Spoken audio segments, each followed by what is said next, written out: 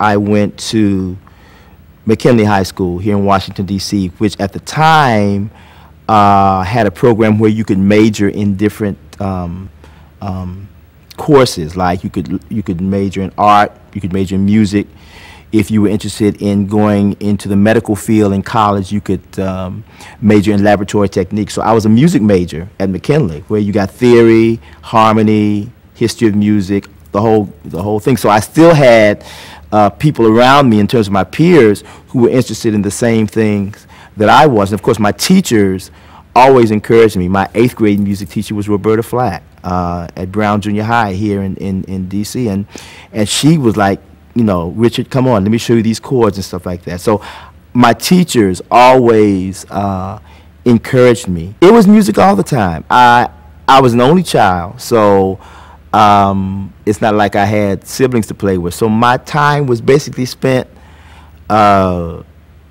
playing music, listening to recordings. I remember standing in front of a mirror when I was probably 5 or 6 years old and putting on a recording, pretending like I was the artist on the recording and imagining that I was singing in front of thousands and thousands of people. I never wanted to do anything else. My parents were certainly not well off, and they sacrificed for me to go to college. They sacrificed for me to take piano lessons. They brought me a piano when I was probably 5 or 6 years old. They recognized, my mom says, when I was an infant in the crib, before I could talk or walk, she was standing at the crib and she heard me humming.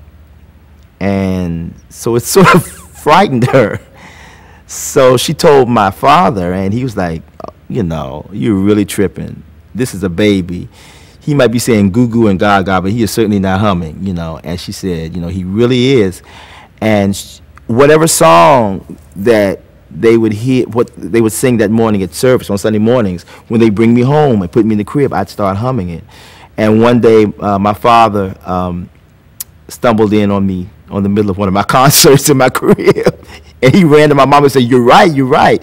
So they got me a toy piano, little blue toy baby grand piano, and I would bang the rhythms out on the piano, and I'd hum until I got to the point where I was walking. I could sit up at my father's piano, and I began to pick out the melodies on the keys, and then pick out harmonies, and so on until, and even before, and probably around that time, he began to take me out. My father did, who was a minister, and I would sing before he would preach. He'd set me up on the table or something where they could see me, and I would sing. He would play, and I would, and then he would do the sermon.